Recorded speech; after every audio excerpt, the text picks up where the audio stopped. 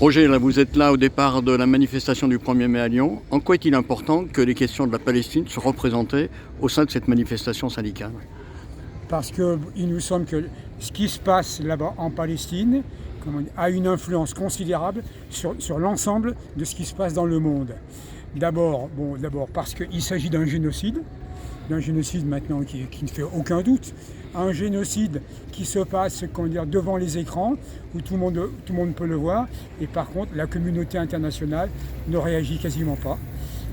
Donc nous sommes là d'une part pour cela, demander que des mesures et des sanctions très précises soient prises contre l'État d'Israël, l'État génocidaire, d'une part. D'autre part, notre présence aujourd'hui ici, elle est essentiellement centrée sur la question des prisonniers palestiniens, d'une part, et aussi nous pour protester contre l'arrestation de la flottille, la Soumoud flottille, dont le but est d'apporter du soutien à Gaza, de briser le blocus et d'apporter du soutien alimentaire et sanitaire. Et absolument scandaleux que cette flottille, une fois de plus, ait été arraisonnée, même si un acte de piratage dans les eaux internationales, et que les gouvernements internationaux, notamment la France, ne réagissent absolument pas.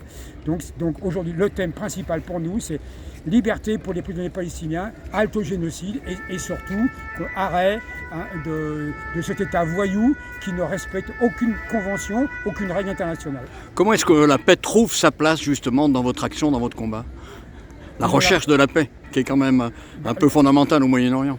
La recherche de la paix, pour nous, c'est d'abord l'arrêt de ce qui se passe contre les peuples, que le peuple palestinien, le peuple libanais en particulier, puisque maintenant ils subissent quasiment la même chose. Bon, ça d'abord, l'arrêt, c'est l'arrêt des bombardements, c'est l'arrêt de l'occupation, donc, c'est en ce qui concerne les Palestiniens que les grands problèmes qui jusqu'à présent ont été ignorés, et y compris avec les accords d'Oslo, à savoir le problème des réfugiés, le problème du retour et le problème de l'égalité des droits palestiniens, tant que ces problèmes-là ne seront pas traités et que ne seront pas solutionnés, à mon avis, il n'y aura jamais de paix.